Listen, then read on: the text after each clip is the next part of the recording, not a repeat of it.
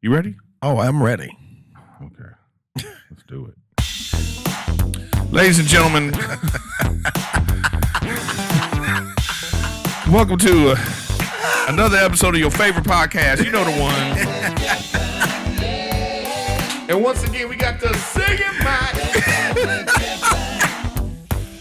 Whoa, whoa, whoa, whoa, whoa, whoa. Would you like to get on the singing mic?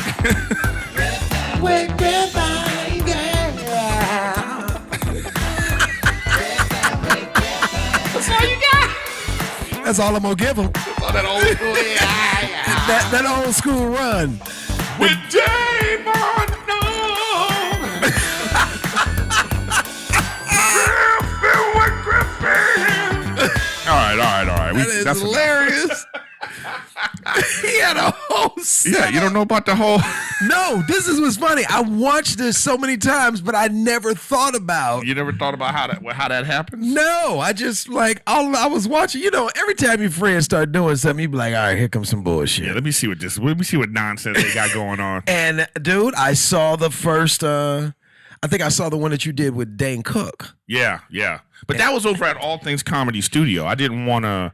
I got tired of driving to Burbank and then having these weird times. I was having people having to come to Burbank at like 6 in the afternoon. Oh, that's the worst. Nobody's coming. Yeah, it just was a nightmare. So I changed. So I said, you know what? Let me do this here, and it's been evolving too since. You know what I mean? Y'all should see what I see. You know what? That's none of their business. But by the way, ladies and gentlemen, welcome to the podcast. My good friend, the very funny and talented writer, actor, comedian, Mr. David Arnold. What's up, Hey, man? guys. Thanks for watching Riffin with Griffin.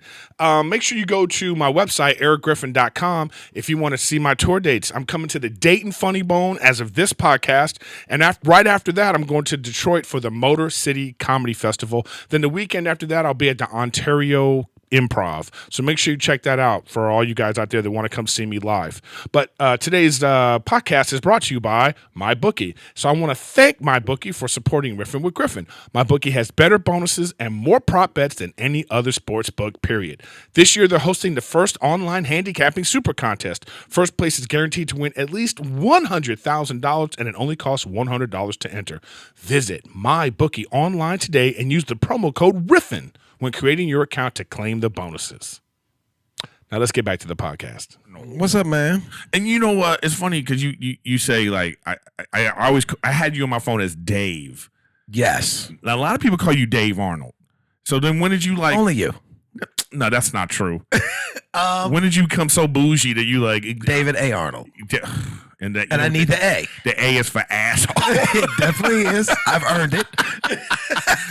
David A. Arnold. You know what? Let me tell you what happens. I think there is a sound composer who does all of the movies, the soundtracks for James Bond and other big movies. His name is David Arnold. Oh. And so like when I started like really getting credits and making money, it became an issue. So like last year?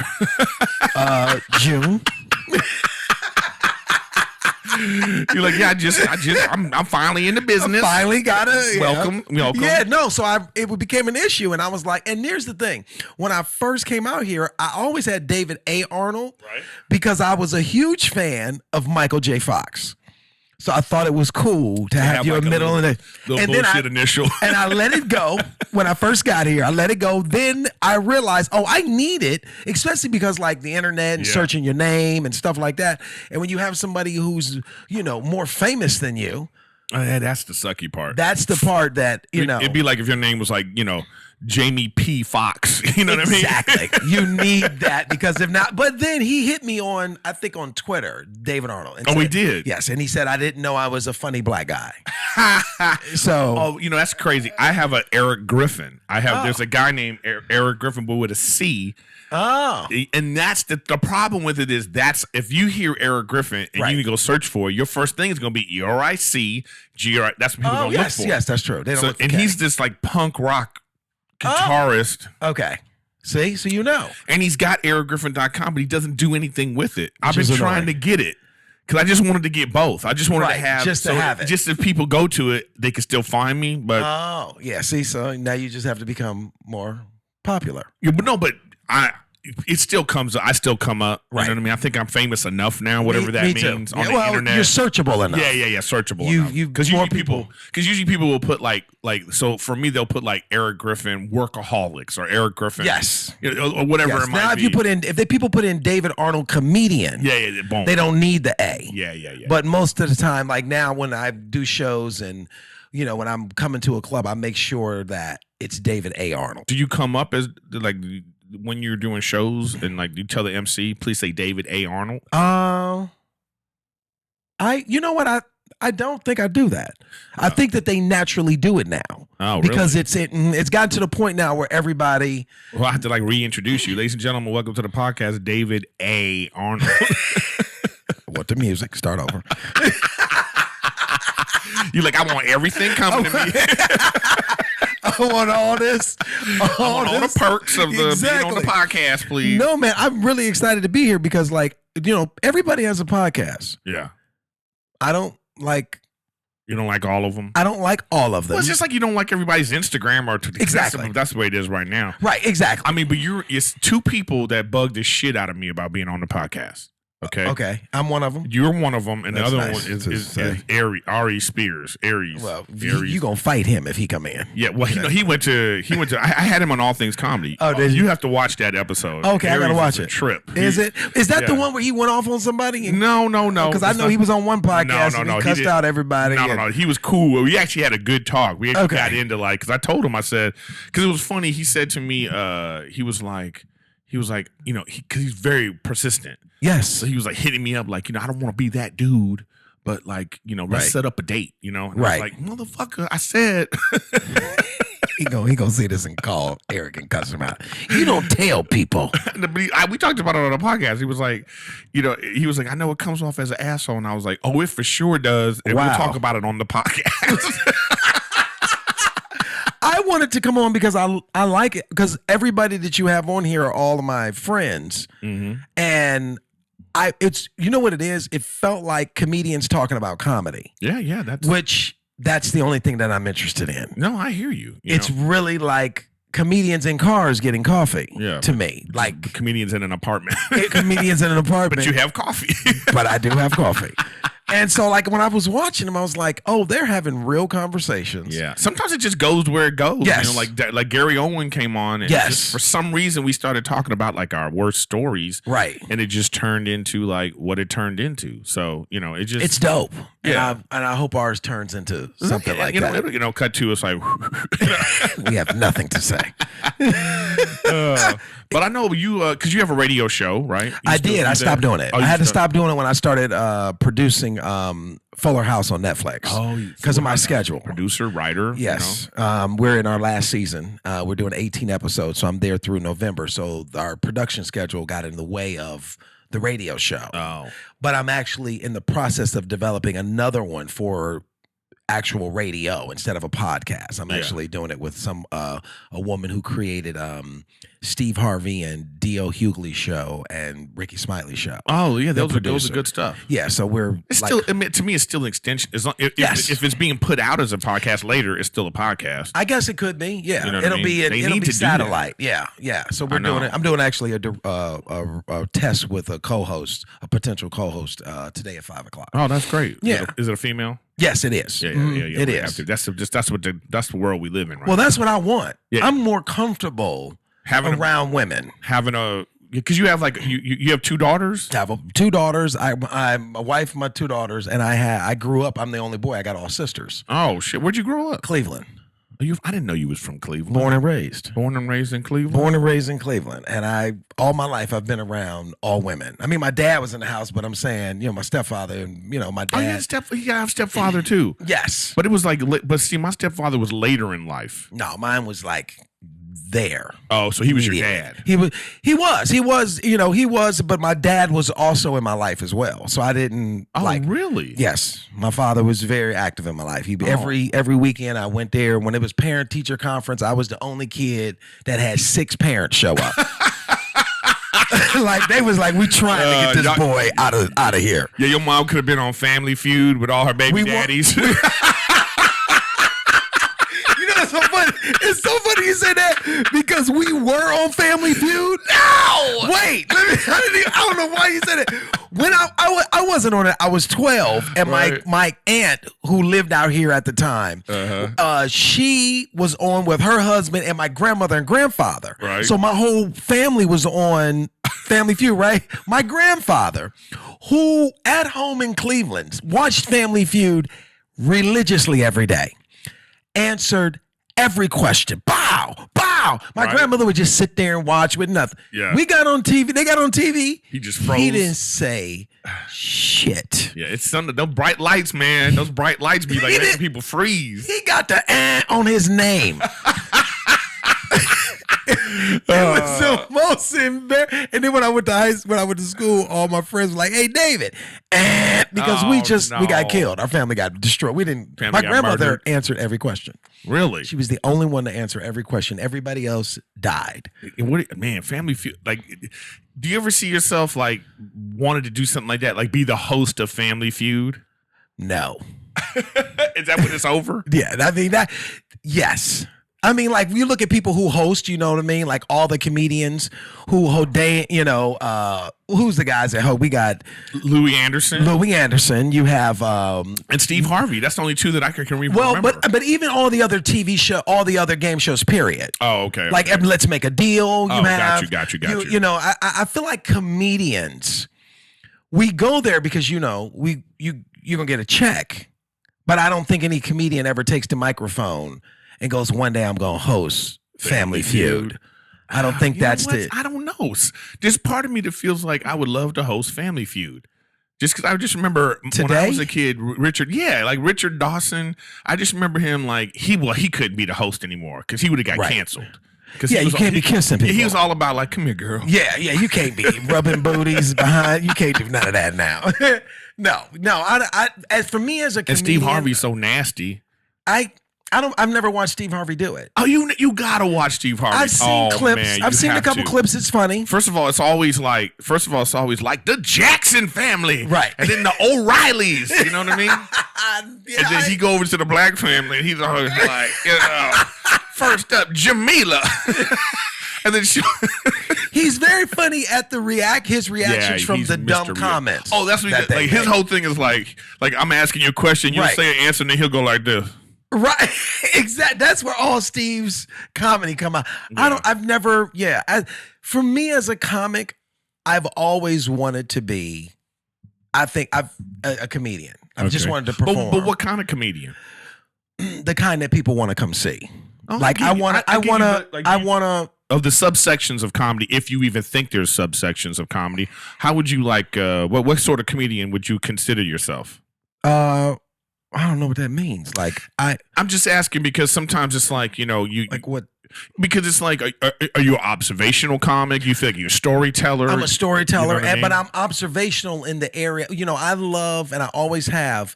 I've always loved the dynamics of family relationships. Yeah, that's always been my thing. Even I've always wanted.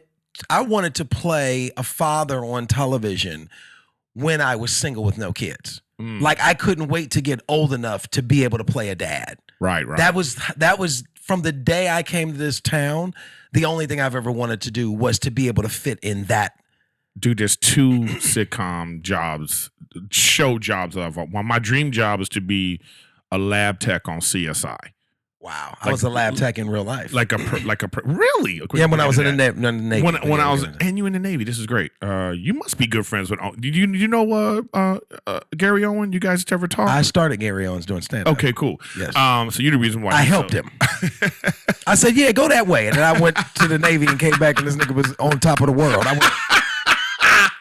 And on top of like the black world too. Exactly. Yeah, I'll tell you. No, but I wanted to be a lab tech on CSI. That's great. Because as a comic, I thought, listen, it'll be like this. The lead people come in, and I'm like, well, I got the blood work, boom, boom, boom. And I'm one of those dudes with the music's playing, and the lead dude is always like, can you turn the music down? Like, I'm so sorry, boss. That's the way I work. Like, yeah. Well, the DNA shows this. I'm there. I do like 2 days of work a week, and then I'm on the road as that dude. You know what I mean? Oh, I see what you're saying. That was a perfect. And what's the other job? I want to be fat sitcom dad. That's hilarious. Yeah, I want to. I just wanted to, so I haven't achieved that. But that's the great thing about what we do. It's not over. Yeah, it's not over. It's never over. But you've been around. Well, see, you worked for Tyler Perry, so I wouldn't. Yeah. What were you gonna say? I need you to finish that sentence. You about to say something, then you went, but shit. No, but I'm saying is because there's I've worked on a couple of 3-camera sitcoms. Yeah. And as much as I thought I wanted to do that, yeah, it was terrible. I hated every moment of it. As an actor. Why? Okay. As a guest star, got it. It's terrible. Right. I did one day at a time. Okay. And so I had one scene, and it was like the first scene in the pilot. Oh. Okay. It's the first scene in the pilot. Everybody was nervous. She's a nurse, and I was a patient. Got it. And I had this weird interaction. Right. Now, the first thing about it was like the director, oh, God, I wish I could remember her name, but she's that female director that's been directing for 40 Linda years. Mendoza? No, not Mendoza. She's a white lady, but she's like been in it forever. Okay. But she's the most meticulous. Like, if this was a scene, she would be like this. I think I want this. Yeah. Like that. Yeah. Yeah, they can do that. Let's do it again. Yeah. And she wanted one of those. And she wanted the words. She said, and hold on to the script because I want you to get the words right. Right. So it was like that kind of like, and I was like, okay, cool. But the schedule was like 9 to like whatever it was. And I had one scene. Right. So I had to wait so I would do my scene. First we have a read through. Yes. Do the scene, all the little meticulous shit with that. The notes change. The notes. Okay. Mm-hmm. Then I had to wait because it was a note session. Yes. There was a Netflix note session. Yes. There was a Sony note session. Studio and network note session. A Norman Lear note section. Oh, wow. Yeah. Okay. That's right. So I was like, damn, if you're not the star of something or in every scene, this is a lot of sit around and do nothing. Yeah. That's what we do even at Fuller House. We have 2 run-throughs. We have a run-through for the studio and for the network. And then the actors have their notes and ideas, the student Netflix and then Warner Brothers. Well, let me ask you this. The difference between single cam and 3-camera, in my opinion, what makes one good or bad? Yeah. In the 3-camera, I realized that it's all the director and writers are the reason why it's bad. Because of a multicam. Because is so meticulous about where we're going to stand, what we're going to do, and what we're going to say, that they have controlled this to the point where this is what they want presented. Right. Now, with a single cam, you're doing 5, 6, 7 takes. Right. Your performance. So then it's you and the editor that makes it. But I just noticed. What do you think the difference is for you? Because you've worked on both, right? I've worked on both. But here's the thing. Some of what you're saying is true, but when you also got to remember, like, the experience you're talking about right now is from a pilot. Yeah. Everybody's nervous. The stakes are very high. Yeah. Everybody wants everything to be right.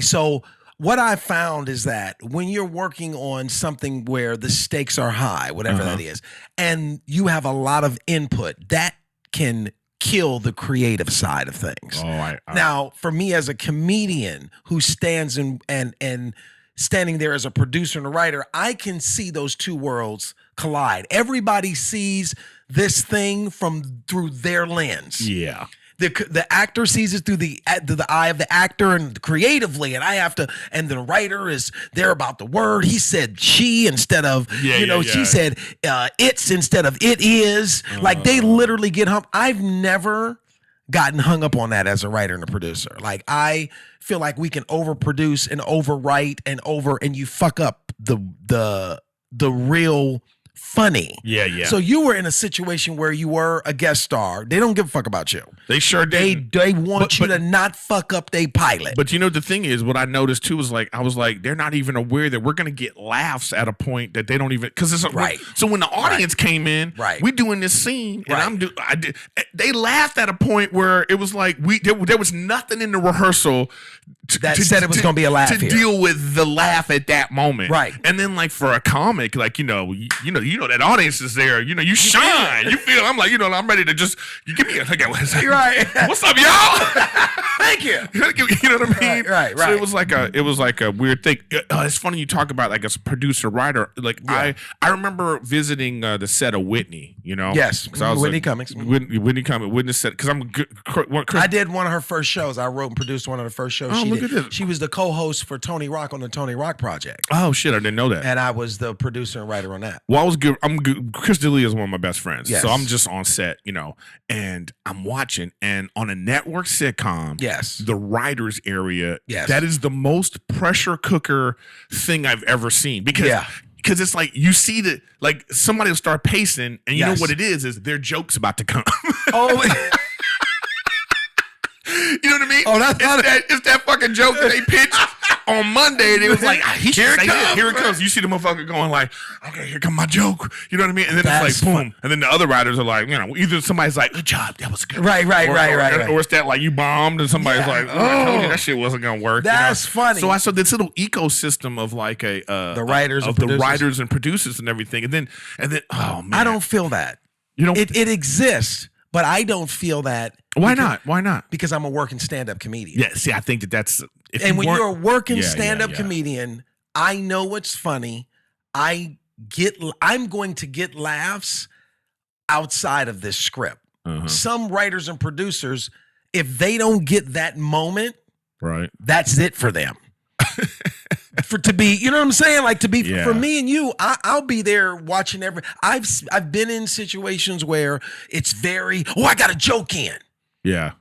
I'll give you a joke. If you like it, cool. If you don't, I don't. See, and because I'm going to the comedy club tonight, or that weekend, I'm going to be standing in front of 500 people, and I'm going to get a standing ovation. So I'm going to get that little thing that writers and producers don't get like we do as comedians. Oh, that's interesting. That's an interesting thought process. It does, It doesn't hit me like I've never, and it can come off in that world as if you don't care. Yeah. To writers and producers, he don't care. Well, you know what? This is funny. Is like I have recognized this sort of delicate ecosystem is the best way to describe it. So, like for instance, I tell comics, actors, new people, like when you go into something, because sometimes it's like you ever go in, like first of all you go to the audition and say like they say make it your own. Yeah. And so you might boom boom boom. So then maybe at the table whatever it is like that, I'm always leery of like I want to make sure that that's okay. Because you're I'm saying because you're a writer and you've done all this work. That's a good way to look at it. To get this script here, and then here I come as an actor, and I'm like, I think I could do this better. and you know what? And it's one of those things where you never know if that choice is going to be right or not. Because you could be working with a group of people who think it's great that you added something that was funny. Or you could be working with a group of people that are offended that you added something that's funnier than what they came up with. Yeah, it's a weird. It's so weird. You don't know, dude. Delicate ecosystem. Because I remember being on. Okay, I remember Tom Papa had this pilot. Yep. Yep. And I remember I was on the road. Yeah. And it was like, yo. Because this is what I hate about Hollywood. Okay, so let's say this is the name of this episode. 6 things I can't stand about Hollywood. Number 2 is Dave Arnold. No, but that's my wife's number 1. You know what I mean? So okay, so this is what I can't stand. They'll get a project together. Say it's a network show that they're gonna do. Mm-hmm. They take 3 months. They got this actor that they like, and boom, and they go through the testing process, right? And then that's when they go, we don't like this motherfucker. Yes. And then they go, but we need somebody in 3 days. Yes. They've taken 3 months with this person who's going through. So that's what happened to me. So like I'm on the road and they're like, yo, Eric, put the audition tape together. Now the thing that I can't stand about, first of all, I love auditioning. I love doing tapes. Right. Oh, wow. Because you're the first person I've ever heard say that. The reason is because I could do as many takes as I want. Oh, got it. You mean you're doing self-tapes. Self-tape. People who don't know what self-tape is. Go ahead. As an actor, like, like here, you're at the house, you turn your camera on, you do the audition with a friend of yours who's off camera, and you present and you send the tape in yourself. So it's not like you went to the studio and read with our casting directors. Yeah. You put it together yourself and you send it to us and we look at it. Well, there's 2 reasons why I like that better. First of all, you're reading with a casting director. Sometimes they don't care. They don't care. They're not giving you shit. They're not going to give you nothing. They're not giving you nothing. So you over here like, oh, what am I? You know what I mean? Right. All right. So here's the problem though. I'm on the road by myself. I don't know the features. I'm just I had to set this whole thing up where I recorded myself on my phone. Right. Used my laptop. Right. And I was doing the audition with myself. Oh. But I did it so many times that I really liked what I was doing. Right. Sure enough, I got the call back. I go in. the first thing they said was, "How'd you do that?"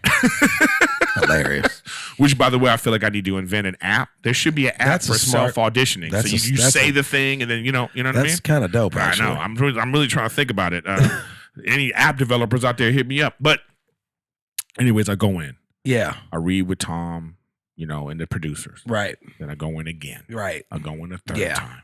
For studio network. For studio network, all this shit. Right. That's not even the tests yet. I'm doing the way I'm doing it. Then I get to test. Mm-hmm. They use my tape for the studio test, right? But they want me to come in for the network test. Yes. The night before the network test, I get this call from Tom Papa. Erik, CBS. They like CBS. They want you to be grounded. They don't want it too big. They don't want too anything. Okay, so already I'm like, so the thing I've been doing. To get me here. To get me to this point, you're saying don't do that. Right. Okay. It's their thing. He's a star. Right. I go in, do the thing, the test. As I leave the room, mm-hmm. The two producers come running out. Erik, you can do it again. Remember that note we gave you? Forget that note and go back in and do what you've been doing. Sure enough, I didn't get that part. And they gave it to Malcolm Jamal Warner. Who they were doing his deal the whole time you were running back and forth. This nigga's never been funny. Let me just say it like that. Because celebrity is going to trump. But what they did funny every day. But what they did was they took away. Yeah. They took away your thing. Not only that, no, but they also they downgraded the part from series regular to he's just gonna be recurring. Yes. And then we'll give it to this dude that we think is gonna be, and I'm just bitter. Michael Jamal Warner is great. You know what I mean? Let me put that out there. You dope. I'm just mad. You know what I'm saying? Yeah. But here's the good news, bad news. The pilot didn't go. It didn't even go. And that's the part. They not only didn't want you, they didn't want Tom. The show. Yeah, they didn't want the idea. Nothing about this was good. And by the way, I know this is what happened. And I've talked about this on the podcast already, but this is a great example of it. And you've probably, but see, anyway, we'll get into this, but we'll get into you after me, David. No. I'm just thinking about I know that the part wasn't supposed to be someone of color at all. Normally, it never is. No, but this particular one. Let me tell you why you know when it's supposed to be somebody of color. Uh-huh. Because the way it's written, which is 95% of the time, it's written by a white boy or somebody white doing what they think people of ethnic background would sound like. Yeah.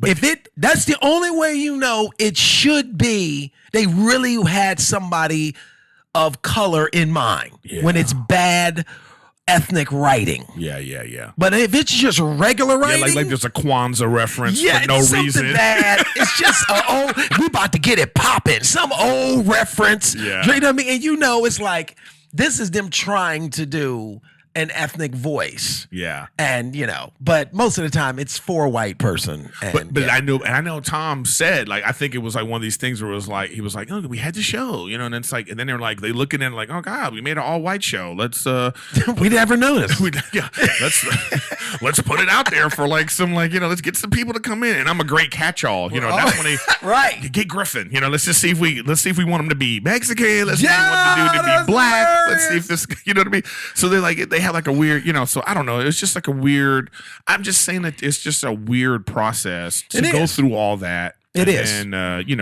because I have another horror story about this Matt LeBlanc show, but you've worked, but now, because you've worked on, I don't want to say black sitcoms and white sitcoms, but I'm saying. But yeah, I have. But you have. I wrote House of Pain and Meet the Browns for Tyler Perry, which was an experience that I walked away from realizing that both of them are right and wrong, meaning him and Hollywood. Oh, Tyler Perry? Tyler Perry's way of doing it has some rights and wrongs, and Hollywood's way of doing it has some right. I watched everybody, they don't, the bottom line is they don't respect people who have worked on those shows. That's period. Let's just put it out there. You know what I mean? Hollywood doesn't. Hollywood, no. If you do Tyler Perry show, they're not going to be like, well, let's throw that motherfucker on CBS now. They don't. I help run House of Pain and Meet the Browns. Nobody here respects me as a showrunner or the fact that they don't even acknowledge it yet.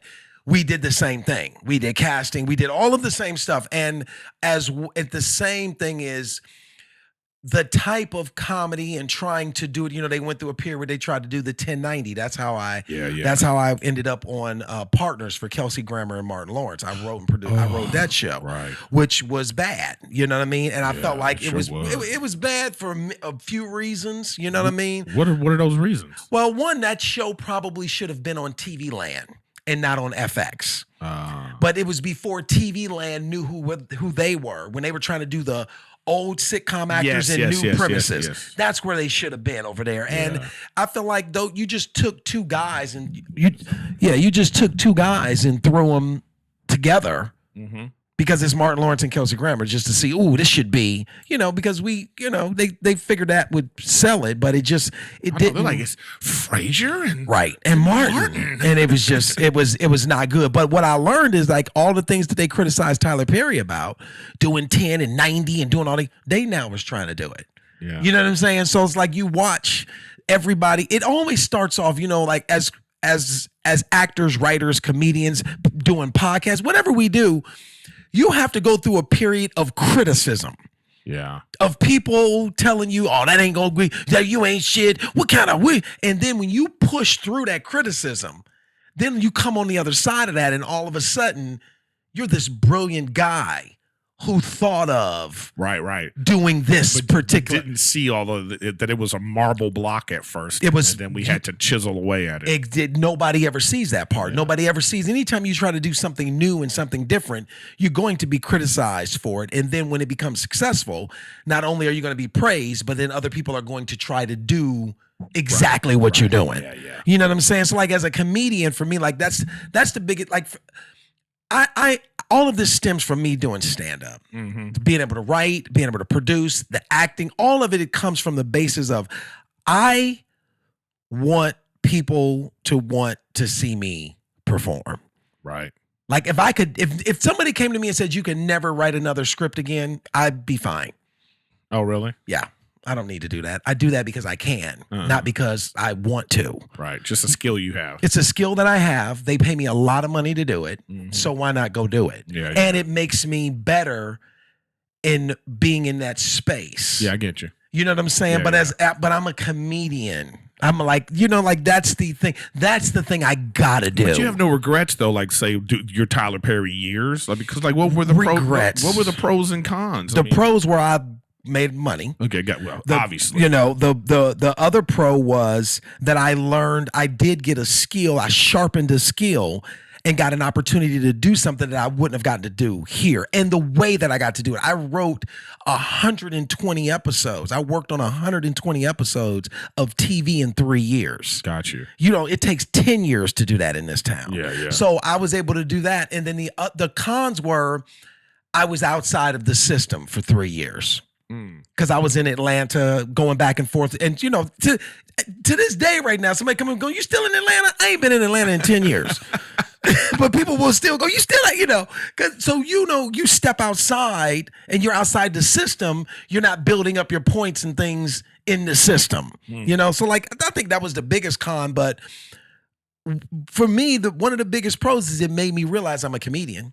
Oh. Even making money writing and even making money producing and doing that, I thought I was nervous at first that when I first started making money that it would diminish my.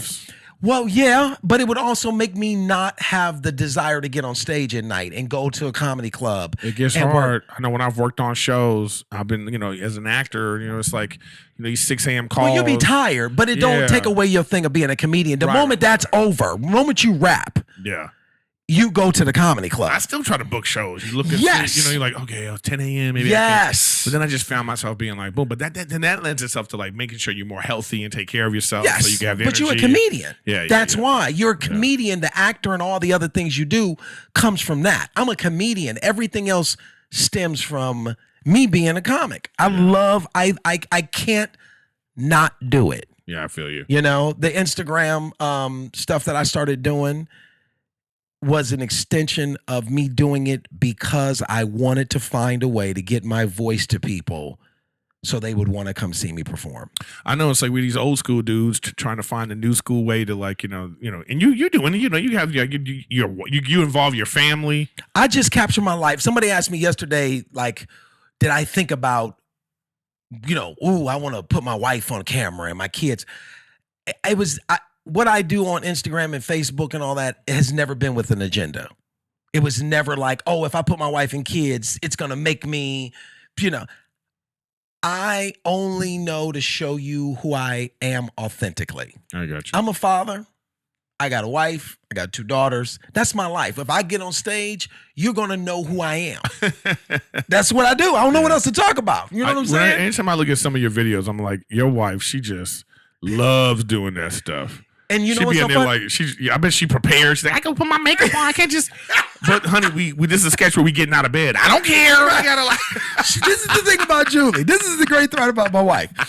It's a little bit of both. If I never came to her again and turned the camera on, she would never ask, "How come we not doing a video?" Oh, okay. Because my wife is a very accomplished Broadway dancer. Oh, really? Yes, my wife was the 3rd African American to dance online with the Radio City Rockettes. Oh, wow. She was their spokesperson. She danced with Jimmy Buffett for many years. He was in his band. Look at that. She did Guys and Dolls with Carol Channing. Like my wife was and a huge commercial actress. Oh, wow. Julie doesn't need any more accolades or stroke of her ego to know that she is or was successful in front of that camera. Oh, that's interesting. So she's very good. So that means she was very supportive as a partner. Yeah. Like, you're going to go out of town. You got to go. Well, when I met her, she was touring with Jimmy Buffett. Oh, so she was out of town. Right. We both were, like, when we dated, she was, we would end up in some of the same cities, or I would fly from where I am to meet her. And that's when it was fun. That's when it was. Yes. You know what I mean? That's when it was. And then y'all ruined it with marriage. We had kids, and now we both at the house looking at the TV. You're like, bitch, you gonna go dance someplace? and that's what I love about Julie, because she gets it. She's very talented, and so if we're gonna do it, she's very good at doing it. Right. But she doesn't. I was dating her for several months before I knew what she did for a living. Oh, that's good. She's not one of those women go, I did. Julie will hang with you for 2 years and you'll never know. I think that's the best kind of people. That's why we both. She's from Indianapolis. I'm from Cleveland. It's that Midwest, I had a buddy of mine. He's still my buddy, but he just travels so much. I knew him for 3 years, and he was a younger dude, and we just hit it off. He came to one of my shows and became a fan, but then we just hit it off because he's such an interesting cat. Right. It was 3 years before I said to him, dude, what do you do? Right. I never see you at work. Right. You always traveling. Right. He was like, well, my great-great-grandfather was Walt Disney. Wow. Like, you open with shit like that. If you know what's so funny, I know feel like it depends on who you are. It's true, and I had so much more respect for him that he didn't. That he never it never was something I even knew. Because then I started to think like, why aren't we going to Disneyland all the time? Like, with the free passes and. And if he did that, you'd be like, nigga, why you keep bringing me here? I get it. It's the happiest place on earth. Can we just go have a beer? Why you acting like this? Yeah. Like I think it all stems from who you are. And I feel like we get caught up in this business of what we do is the only identity that we have. I know what you're saying, because there's this dude that comes to the Comedy Store. Right. Okay. And he is this older dude, but like a hipster in this, look like so he comes up to me one day and he says, hey man, I'm a huge fan, like very humble, like huge fan. I would love it if you came, performed at my 50th birthday party. Wow. But you know what I mean? Like, yeah, it's like birthday. Yeah. You're like, okay. I don't want to do no birthday party. I was trying to be real with him. Like, I appreciate that you're a fan, but I just don't see myself standing in your living room. I said, well, send me an email, because I got this sort of official email. Right. Oh. You know what I mean? Like, hi, I'm, Right. And I was like, okay. And I said, all right. And they was going to give me, I was like, you going to give me that to come to your place? Right. I said, okay. So I start going to his place. I'm driving in the hills, man. Right. I'm getting closer and closer to the Hollywood sign. Right. That's where this motherfucker lives. Right. I walk in, there's all these people are, and he's dressed in a beautiful ass suit. Okay, with his hair like you've never seen luscious, and I was like, "Who is this motherfucker?" Platinum gold records on the wall. Wow. And I say, "Who the fuck are you?" He's like, I love that you angry about it too. I was mad. I was like, what's going on? You thought he was coming to see you all these years. Yeah, and it turns out it's actually Nino Betancourt. He's part of Extreme. He wrote more than words. He's Rihanna's musical director. Wow. I see the wall and I go, hey man, open with this. I'm Rihanna's music director. Yeah, open with this. Hi, I don't know if you know, and I would have been like, because in that moment. But here's the thing: that what I like about me, right, is I went right without knowing that exactly because of how he approached me. Right, I went right. I didn't need that. Yes, but it would have helped.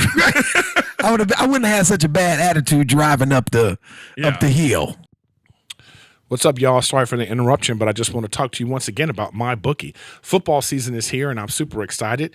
As of today, actually, Antonio Brown was cut from the Raiders before he even played. What a nightmare that is. Odell Beckham over at Cleveland, I can't wait to see what that's going to look like. Le'Veon Bell with the Jets, can't wait to see what that's going to look like. The Colts without Andrew Luck. If you want to bet on the games and you want to bet responsibly, and I know you're responsible because you're watching Riffin with Griffin, so MyBookie is the place to bet on football every single week.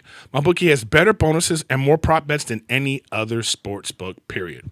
All you got to do is pick 5 NFL games against the spread every week to climb the leaderboard and score your share of the huge cash prize pool.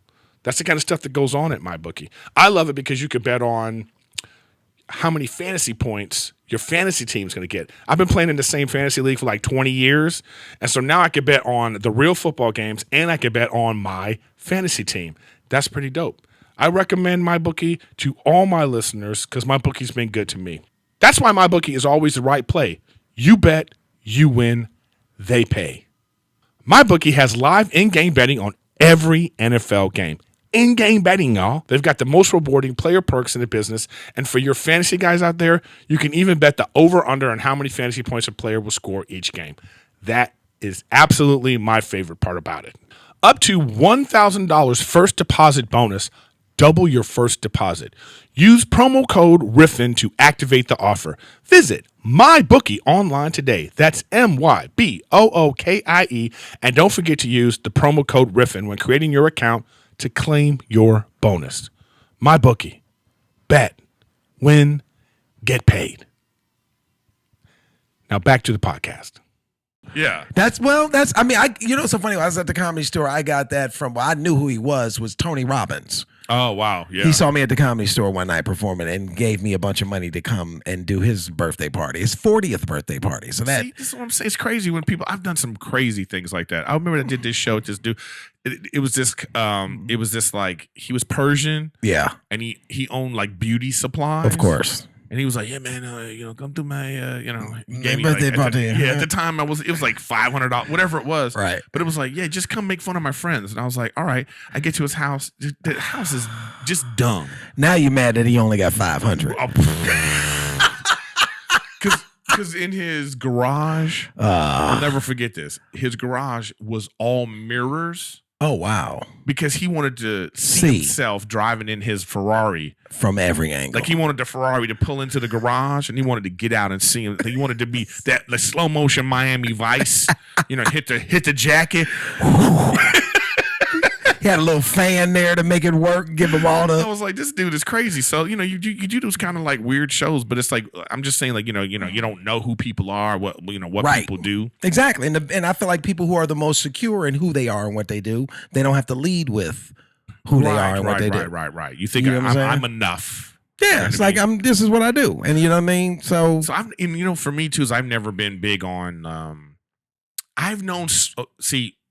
let me start like this. I've never been big on like the fame of it. Mm-hmm. So like being on Workaholics was huge because for people that love that show, yes, they see me and they're like, oh shit, right? They love the show, right. But I never got paid. I never delved too much into it because I didn't want to miss it when it was gone.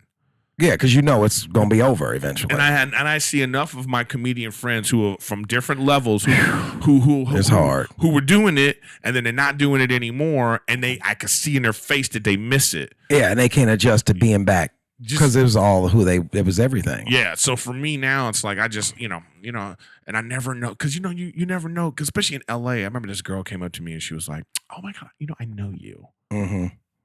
But I said, I didn't want to be like, well, yeah, I'm a comedian. You watch the show Workaholics, right? Right. I said, well, I said I have one of those faces. That's my answer. And then she said, we go to the same restaurant in. I see you in there eating all the time. I know who you are. And I was like, thank you. Yeah. You know what I mean? That's one of those ego checks too. It's like, okay, I didn't want to be like, oh, here we go. Yeah, I'm a comedian. No, it ain't that. It now ain't that. I just know I recognize, because then I go out. I have my one buddy I go out with that like he'll be the one to be like, that table over there knows who you are. Yeah. I think these people are gonna come over and say hi. Right. But for me, I'm just like, okay, you're just living. Yeah. If they do, that's fine. But if not, that's fine too. Yeah. I get that from. This is so funny you say that. I've been doing stand-up 20 years. I've been doing Instagram for a year. I get stopped every day. See, that's what it is. Every single day, somebody stops me about Instagram. Every day. When I'm telling you I'm not fucking around. Like, it's to the point where when I'm out with my daughters, it's a game. Where they go, okay, I bet today 3 people recognize dad from Instagram. Like, it's become, I can't believe it. Well, this podcast world is the same kind of thing. Is it? See, that's what I'm saying. It's like, for me, it's like, I was on TV for 13 straight years, 3 different shows and stuff like that.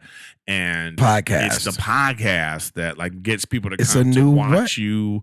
Get people like, oh, that's right. Podcast. That's fantastic. Like, or like, I saw you on Rogan and that kind of thing. And I was like, damn. The consistency. It's the consistency, and because a lot of people, it's so many other ways to reach people. This phone has doubled my ticket sales in comedy clubs. Yeah, man. I can't believe it. I cannot. I've been walking out on stage to people going, all right, now who is this? For my whole career. Yeah. Just 8 months ago, I walked out and they went, there he is. Yeah. I promise. I never felt nothing like that in my life. I've been doing this 20 years. I've never felt. So, and that's how you know you got to love it. Yeah. Because you do something for this long for what you consider to be a minimal amount of attention, if you will, for whatever, But that phone, man. Did you start out in Cleveland? No. I started out in Maryland after I got out the Navy. Oh, how long were you in the Navy? 4 years was enough. Oh, wow. That was enough for I you. I did 4 years. Yeah, I didn't go to the military to serve my country. I went to the military to not go to jail. Yeah. Yes. I went to the military because I was drinking and wasn't doing nothing else. And I was like, I'll just go to the military. Everybody else in there drinking and getting paid. So I did that. I was a nurse. Really? Yes. I started off as a medic. And the way I chose my field when I went down to the recruiter's office was, I was like, what jobs do you have that's in the air conditioner? I don't want to be outside. I don't want to be in no boats. I need to have AC. Go to the military office. That's like, God, that was my answer. They were like, what do you want to do? I said, what y'all got that's in the air conditioner? I swear to God, that was my answer. And she was like, you could work in the hospital. I said, all right, that's cool. Now, did you have to go to did you have medical training up to that point? No.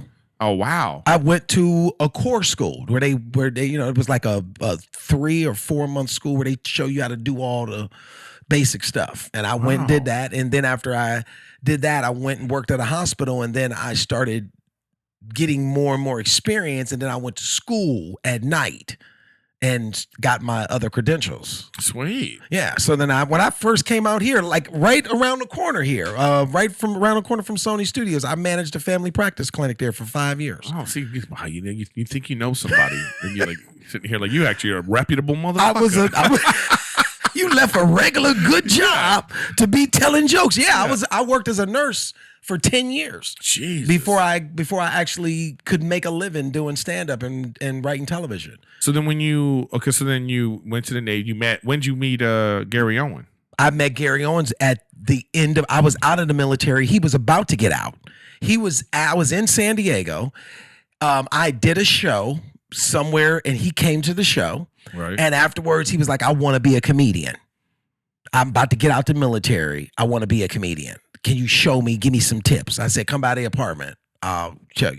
Showed him the trade, showed him write a resume. Here's get a headshot, do all this stuff. I said, he's like, I'm going to LA next week. I got a friend who knows somebody. I'm about to go up there. I was moving up to LA from San Diego like 9 months from that moment. I was like, I'll be up there in about 9 months. He going now. He was getting out and going. I typed up my girl that I was with at the time, typed up the resume, put all the shit together, circled all these contacts.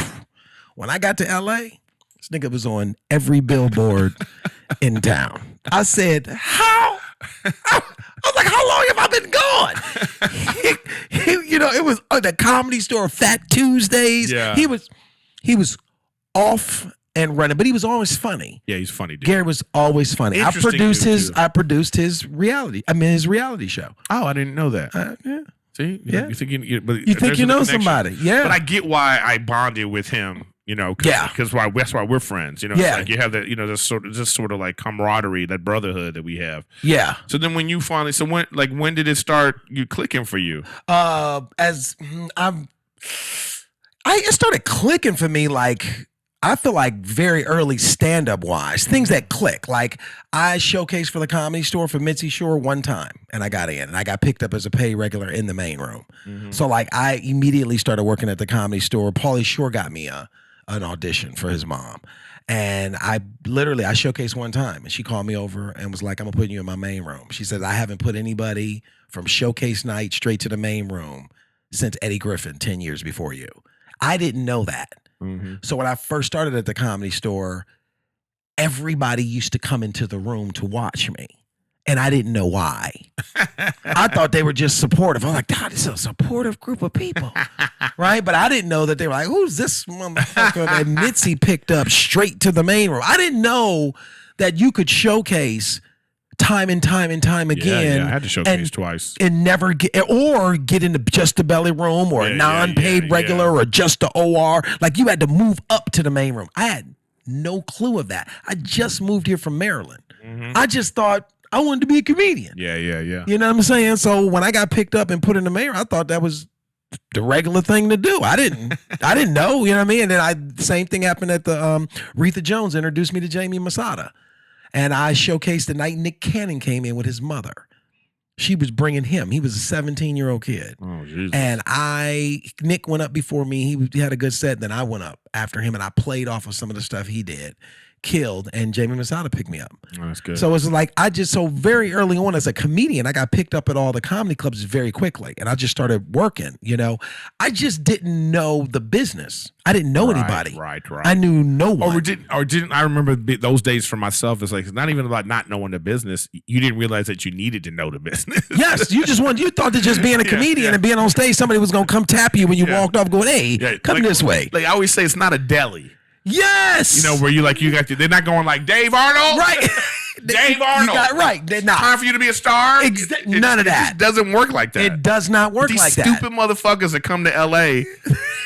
They really think it works like that. I'm gonna get my time. Right. And it doesn't. You have to know what to do. You have to know when to do it. What you don't need to do anymore, all of that stuff. So it's like, I got a show called Black Men Revealed on TV1 that I hosted. The first year I got that, I landed that show. And that's when I quit my day job. And, I did it for one season. They fired me. Mm-hmm. At the end of the season, they said I wasn't black enough. And oh, wow. How did that feel? I was infuriated. Yeah. Because they didn't grow up in Cleveland when one of your best friends told you he couldn't play with you no more because you was a nigga. Yeah, what do you think that meant to them? Like what that I wasn't what the people who were making decisions in that office at the time, whatever their experience or whatever they thought that black people thought black people looked like. I've been through that my whole career here though. Mm-hmm. As a comedian, I've gotten you don't look like a comedian. I've gotten, you really with that face? That's what I said. I've gotten you don't look like a comedian. I've gotten you don't look. I mean, I know I've seen pictures of me from 10. You know, I can very well look Mexican and Hispanic and Puerto Rican. I've gotten yes, you get it. We met at the meeting. Exactly. So you get all of that. You know what I mean? Like I've gotten all of that, and it's too bad because the thing about that. When you get that from black people, when they tell you that you're not black enough or you don't look like what black or whatever they have deemed to be in the 80s, light skin that was in. Now that's not like when you do that kind of stuff, you know, it both white like and black have to deal with light skin and dark skin black people have to deal with bullshit. Like when you light skin, you have to be like, you know, you gotta be cute like El DeBarge, right? For them to be like accepting, right? But if you just regular, they're just like, well, I don't even know, right? Well, I don't know where to put you. You know, it's like, and it's like so when you deal with all of that on top, like you have to deal with not being white. Yeah. You know what I mean? I tell you the time I had to deal with that as a comedian. I wanted to become a regular at the Improv. And so I went over there to go. Every club I walked in and I did this. You know, I want to be a regular. How do I do that? Like literally, I was that dude. Like, because if you tell me you got to go outside and run around the block 10 times, okay, then you come back like, okay, what's next? Like that's who I was when I got to this town. Yeah, I just wanted to be on stage and be funny. And I remember they said Erin, who ran the club she was in the club at the time. She now is in corporate and runs everything. Oh, gotcha. Right? Yeah. She said, "Well, you need to come and showcase." Oh no. This is what she did to me first time. You need to do funny faces or fresh faces or something. Right. Which is fine. I said fine. Yeah, that's fine. Josh Wolf was the person who was running funny, fresh faces around. Yeah. At the time you had tapes, VHS tapes of your set. This is when I came in. Old school. Yeah. I got a tape. Came to Josh and said, Josh, Aaron said I should come and do your show, Fresh Faces. Funny, you know. He looked at my set. I had a set from something I had done. Yeah. He literally said to me, "You're too polished." That's what the fuck he said to me. Yeah. Nobody knew me. Yeah. I've been in town for 12 minutes. He said I was too polished. I went back to Aaron. Josh said I was too polished. She said, "Let me see one of these polished tapes that Josh is talking about." I gave her the tape. Right. Of course, 3 weeks later. Yes, that is true. So I'm going to give you a showcase here. Mm-hmm. I want to see you, come do Monday night Monday night was, was Mo Better Mondays was the, Oh, still that long ago. Yes, it was that. It was, and I said. And that's like combat comedy. Right. And I said, wait, Monday night was the black night, still is. Just. Just hard, just niggified. Yeah. And I immediately became offended. And I said, why do I have to showcase on Monday? Because I'm black? Mm-hmm. I said, did Josh Wolf have to showcase on Monday when he came here? And the look on her face was like, oh shit, what the fuck have I done? You know what I mean? Yeah. And they gave me a regular spot. Right. On whatever, Tuesday, whatever night, and I never heard from him again.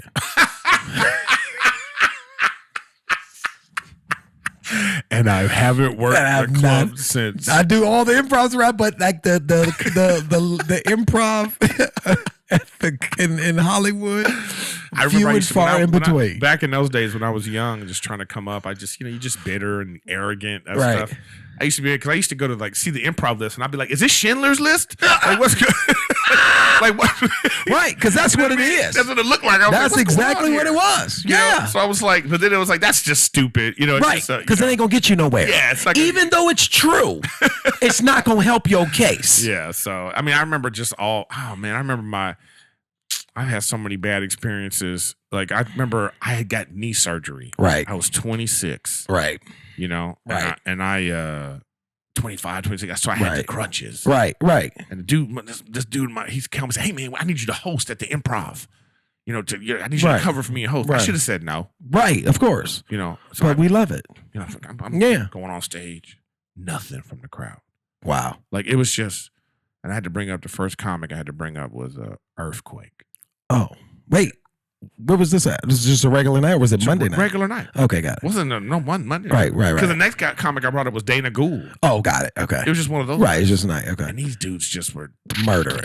Right. And I was like, fuck, what am I doing? I'll never forget that. I was just thinking, that was the first time I started to think, like, I don't know if this is for me. Really? Yeah, I don't know if I could do this. I don't think I'm like. I've never had that thought. Yeah, but that's when I was crazy. Young. Yeah. Even bombing. Yeah. Just I was like, I never like my experience because I didn't know what I was doing. I didn't know how to even approach comedy. Right. So that's why I stopped for so long. I didn't really start. I always consider my start is when I was 30. That's when I really started. You know what I mean? I started doing when I was 30. Like, that's when I started. I started at 28. Yeah. But I tried when I was 22. I tried when I was 18. Yeah, so I did it one time. But I live in LA. I was born and raised in LA. So I didn't know that. Yeah, so trying to be in LA, trying to do this was just a nightmare, man. Oh wow! You know, I had this like Mixed Nuts, which is now Comedy Union. Comedy Union, yeah. Mixed Nuts. Like I remember going there doing a show, and I'll never forget this. I've told this story on another podcast, but this is my shit now. But So J. Anthony Brown's the host. Yes, I remember that. He was working with this girl. I forgot her name. I know who you're talking about. You know what I'm talking about? Yes, Skinny. I You know. I know who you're talking about. So she didn't tell him to line up. Right. So he's on stage killing. Of course. Like killing. Like the crowd is like. Right, in waves. You know what I mean? Right. And then he look over at the comics. Who next? Right. Literally, I'm in the front. Everybody went like this. Whoop, whoop. You know backed up and left you standing there. I was like, okay, I guess I'm right. You know, he's like, all right, I don't know who this nigga is. You know, it's like that kind of thing. That's how they bring just you the up. worst kind of bring up ever. Yes. You know, it'd be like I wouldn't want him to set me up on a first date because he'd be like, he lived with his mama. Right. He don't got no money. He got no money. Barely bathes. And about to ask you to split the check. Give it up for. So I go on and I'm nervous because I was like afraid of black crowds at the time. Yes, I've been through that. You know, and so like a minute in, I'm getting the light. Okay. Wow. You know, he's waving the light, and I say on stage, man, I got the light already. Damn. Okay. I finish up. He goes on stage, and he does 20. Listen to me, David A. Arnold. J. Anthony Brown does 20 on how terrible I was. Okay. I'm sitting in the back on a stool, taking it. Cause I said, I'm not gonna leave. No. Right. You ain't gonna run. You ain't gonna make me run. You ain't running me out of this place. Right. But like, I even remember one of the jokes. He was like, "Yeah, you got the light. Shit, we setting our girlfriends on fire to get him off stage. People pouring gasoline on people. You know, get off. You know." So I was like, and then it's that kind of energy where none of the other comics wanted to even look at me. Right. You know, Right. they don't even want to come near me, and I'm just sitting there like this. But I gotta tell you, I didn't do comedy for 8 months after that. Really? Yeah, it just shook me at the time where I was like, this isn't fun. I don't like this. You know, I was so mad. Because that don't happen at nobody else's job. You don't go to work and fuck up the filing system, and the boss stand in front of the cafeteria and go, you know why shit in J is in K, right? Yeah. This motherfucker right here, he don't know how to file. Like, don't nobody destroy you like that. Minutes. So it just really hurt my confidence. Wow. And it wasn't until when I got back into it. Again, I'm 30, 31 now. Yeah. I remember I was doing this show out in Phoenix at Marley's. Mm-hmm. Dan Marley had a bar. Okay. And so somebody booked me. Right. You know, and it was the first time I felt special too, because it was the first time when I got off at the airport. Yeah. Somebody had my your name on the sign and all that. You made it. That's when I felt I made it. Right. I was like, oh, took you to a hotel room. Took me to the hotel. Yeah. That's when you think you made it. Get to the club, and it's a black night. And not just a black, it was a nigga night. It was straight nigga night. It was crazy. I was like, oh shit, what's going on How here? did they get me in? But they, you know what? This is terrible to say, but I was like, the way they treat me, I didn't think this was a black night. That's a damn shame. Because most of the time, listen, my cousin Ray gonna pick you up, but he got to get his kids first. So it's gonna be 8 kids in the car. Right. So I remember the host goes up. He's not doing well. Oh wow. I'll never forget this. It was a weird night. Right. He ain't doing well. Right. And then I go up and I'm struggling. I mean, I'm doing everything I can. All right. I'm sweating. If I'm dancing, I'm throwing, I'm singing, I'm doing everything I can. When I got off stage, this is what the DJ played. Okay. And my God! How much time did you do? I did like 10, 15, whatever it was. Wow. And then the host goes on, and now he finds his rhythm. Right. And it's funny is this. He's all like, "Well, I know one thing. Erik Griffin ain't ever coming back here." And he kept saying that. And I'm sitting in the back. I'm sitting in the back, and I'm laughing. So then the next guy goes up. This other dude. What the fuck was his name? But he ain't doing good. Right. Nobody's doing well. But to the point where he goes like this. Don't tell me. He goes like this. Fuck y'all. I already got paid. That's how bad the night was. And then D Militant was headlining. Oh, wow. So he tried his best to okay. But this is the part that I knew I was going to be okay. The MC comes off stage and he walks over and he sees me at the bar. He's like, "Oh shit. Are you still here?" Oh, you still gonna show you? I went like this. I was like, "You killing me, man. It's hilarious. Right. This is funny what you do." And it's the moment I knew, I'm gonna be okay. Right. It's the moment that it didn't matter to me anymore. Right. I bombed there, but I was like, I don't give a fuck. I can make it. That's what I tell people, and I've talked to you about coming to talk to my class about this. Right. Because I teach a stand-up class, which is it's the largest class in the country.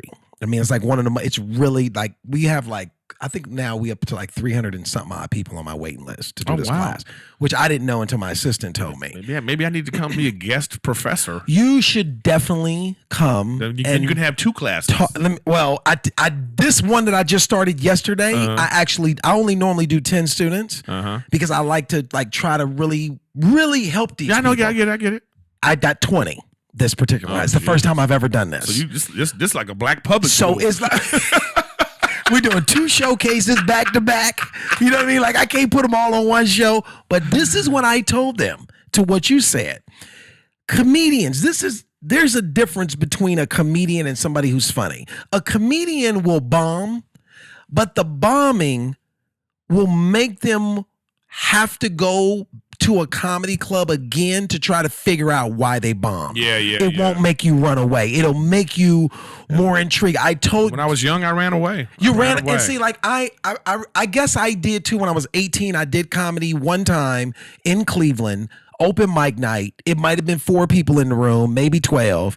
I went up, I did something, got nothing. Yeah. And then I walked off and was like, I didn't go back because I didn't know that I should go back. Right. You know what I mean? I did, I was in Atlanta. I just gotten out of the military and I was starting my career as a comedian. And my mom actually went to the club with me this night.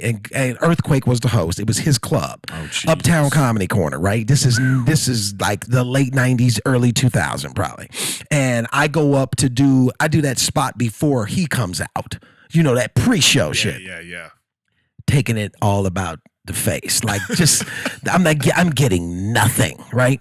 This nigga comes out and does 20 minutes on how horrible I was. It's not that I was there, my mama was what? No, thank God. No, because thank God, because that would have been part of it. It would have been best. Mama, why would you birth a nigga like, it would have been all that. And I will never forget like riding home with her and my stepfather was with us. Both of them was, and silence. I mean, but this is what I can honestly say. It never made me go, I can't do this. It's not for me. The only thing it made me go is I say to myself is I'm going to figure this out. Yeah, I didn't get to that point until 2003 when I started going to open mics by myself and realizing that this was about networking, that it was about making your peers laugh. Yes. It was about like who knows you, cultivating relationships. Yep. And it wasn't until then that I started, it really opened up for me. And then I was off and running. Right. Because what was frustrating to me was like I was around when Jim Gaffigan was going to open mics. Wow. And Jamie Kennedy was sleeping on people's couches. Wow. Okay. And so I saw all these people and then the group of people that I sort of saw coming up was like, Sebastian and Brent Earth and all those guys. Mm-hmm. So when I saw those guys, so then cut to when I'm coming back into it, they're already doing shit and established. Right. So I've always been like, I got to catch up. And I can't quit because, everybody else, like 4 or 5 years ago, I was at another club performing. Earthquake was hosting. Mm-hmm. And he brought me up. I killed.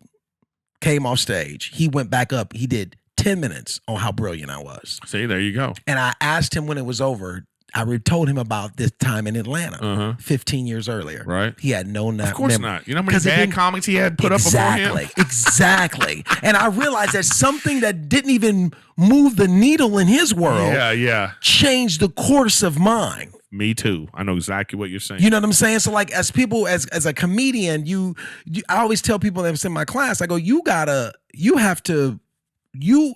find out whether you a comedian or you just somebody that's funny. I took a class too when I first started. You know? Did you? I never even knew it was a class. Yeah, I took a class just because I took a class and my mom signed me up for it because I told her I wanted to be a comic and she was like, "Well, here you go, boom, boom, boom, boom," and I was like, "Oh, okay." That's just the kind of person my mom is. Right, right. Oh, that's dope. If I wanted to be a rock climber, she would have signed me up, bought ropes and hooks. And let's go do this. So that's why I always attribute it to her as like that kind of pushing the motivation. Yeah. But then it's like it wasn't like I said, it wasn't until later in my career that even like I still I've had so many experiences at black comedy rooms that made me be like, I don't want to go to black rooms, right?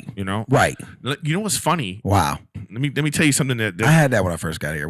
No, but I'm saying what's great about this is that you're here because I want you to know this. Yeah. The time that I did a black room and was like, now I'm never gonna worry about this again. It was when. All right, so it's me, you, and Chris Spencer, and we out at that bullshit casino gig that the Laugh Factory does. Okay.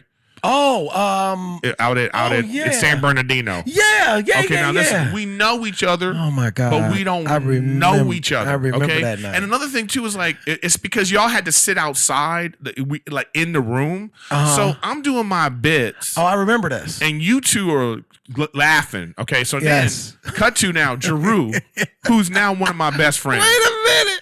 Okay. Wait a minute. Just I gotta tell people the joke that you do about Fat Moses and the sandals. Is anybody else's feet hurt? That shit just makes me scream. So you guys are laughing, but this is so funny. In my estimation, this is the first time you actually are acknowledging me as a comedian. Okay. Really? Yes. It's only because I get it though, because we don't watch people. No, because we too worried about us. We're worried about our own thing and whatever it is, right? Right. Even if we're friends, we're just like, the club's booking him, so I think he's okay. Yes. But people have to really watch you to be like, okay, I think this guy's funny. Yes, exactly. Right. Now, Jeru, he's running, tripping on Tuesday at the comedy store. Yes. I'm not friends with him. I'm casual. Right. And he's the kind of motherfucker at the time that'd be like, yo, I'm gonna get you on the show. Right. Right. All right, so now I'm at the comedy store. Right. It's a Tuesday. Right. And he's giving me the runaround again. Right. Chris Spencer steps in and goes, no, you need to book him. Right. Put him on. Yeah. So then that was the first time, and I remember doing that room and being like, oh, I realized something, that black audiences are just as scared of you as you are of them. Yes. It was like a corner rat. It was all in your head. Yeah, it was all in my head, and I just fucking you murdered. And now I don't care because you're funny. You know why? Because you're funny, and you realize that funny is funny no matter where you go. And there's things I have to do sometimes. Sometimes I go and the DJ is playing, and I go, well, yes. Yeah, I'm not that black. Yes. You got to do different things. I'm gonna do my thing. Right. I've played that stupid Atlanta Comedy Theater. Yes, Uptown Comedy Corner. No, it's called the Atlanta Comedy Theater. Yeah, that's nightmare. Yes, I go there once a year. It's a nightmare. Yes. He fooled me. Yeah, who? The owner? Yeah. Gary. Gary fooled me. Yes. Because I know him. Yeah. And he's like, Eric, you gotta come do. Okay. Because when you see the words Atlanta Comedy Theater, you think it's a theater. You think it's like a normal setup, mainstream comedy club. I'll say. No, this was just. It's just a room with some seats in it. Yeah. Just they get 2 green rooms. Yes. Every comic in Atlanta did a guest set. Yes. You know you gotta shut that down. I didn't. You didn't know.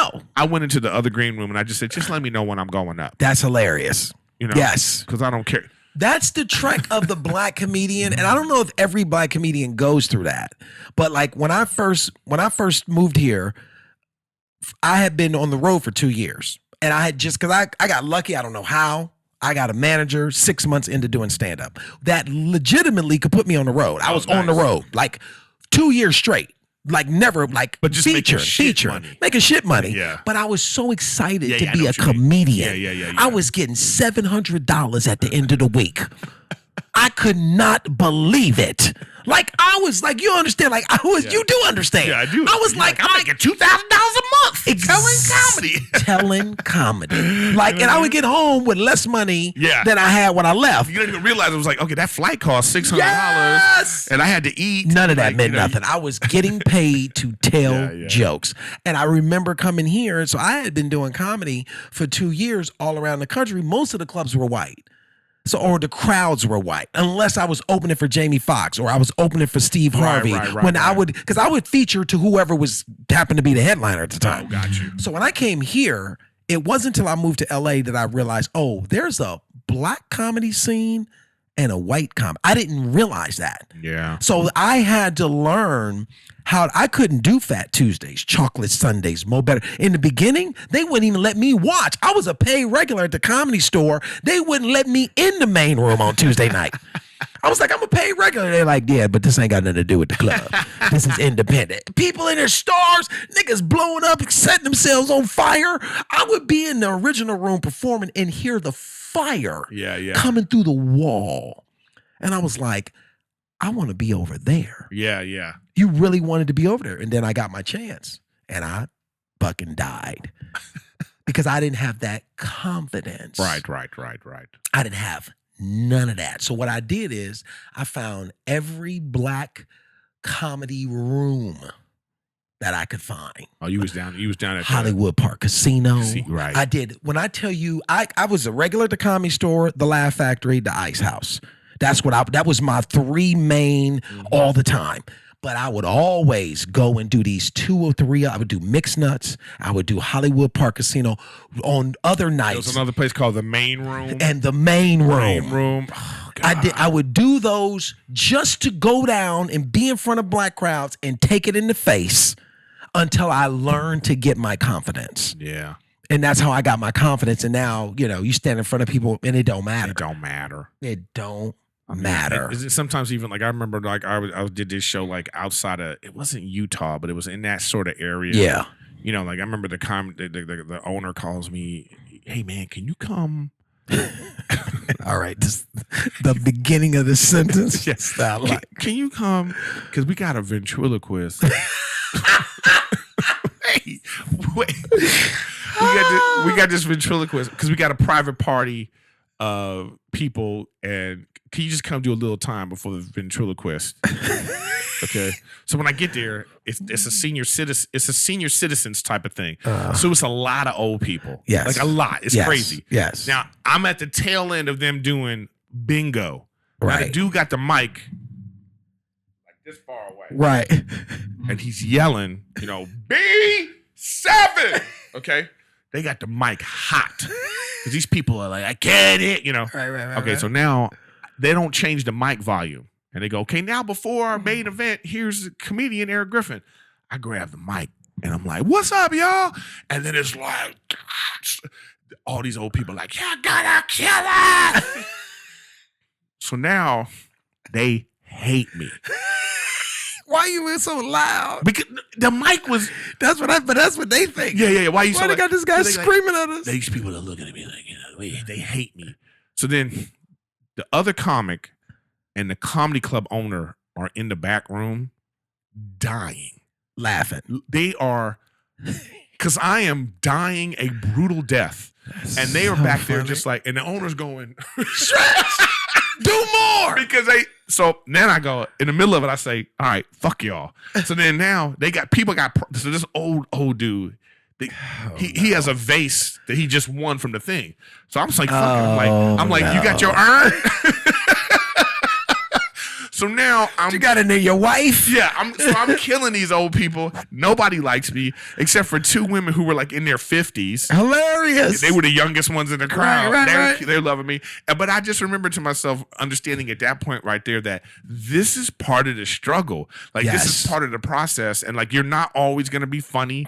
You're not always going to have a good set. Even last night, the Laugh Factory, I didn't have the best set of my life. Right. Because then I find out all the people that were on the lineup before me. And I was like, oh yeah, this crowd, they're done. ton. There was some heavy hitters on before just, you know, by doing the extra time. Yes.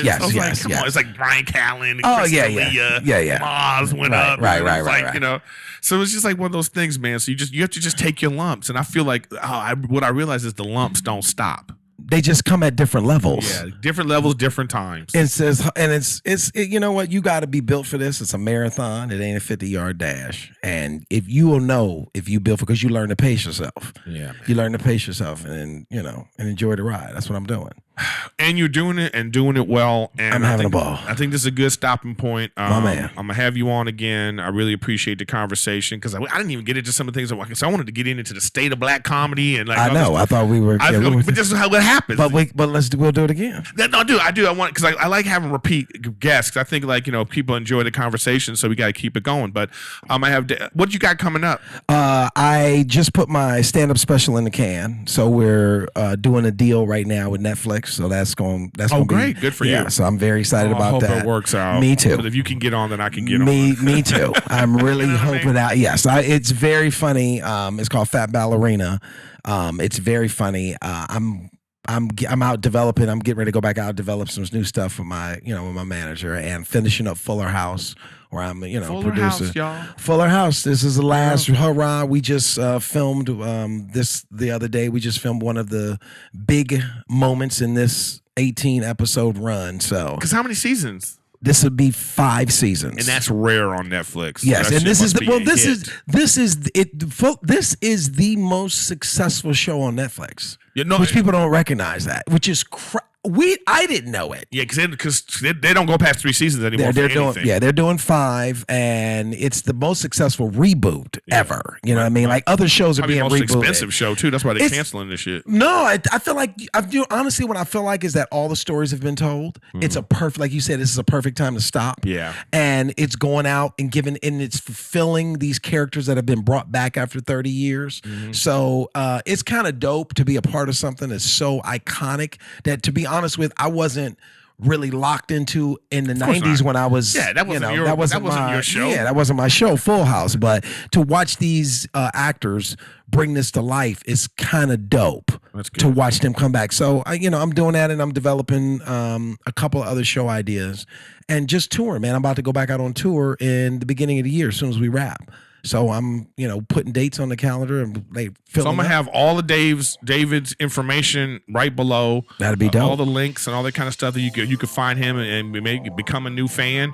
And you can hear him on the radio soon and all that kind of stuff. And you can look out for his special, Fat Ballerina. It'll be on something. It will be. It will be. It'll be on something. And I'm very excited about it. That's great. And thank you for coming on. Thanks for having me, man. And we'll look for him to come back on again. And I want you guys thank you for listening. Make sure you subscribe, hit that subscribe button, hit that like button, and keep supporting Riffin with Griffin. I appreciate it, and I'll keep bringing the guests, and you just keep enjoying this free content. You know what I mean? I thank you for the lovers and even the haters. Thanks again. This has been Riffin with Griffin. I'll see you next week. Peace.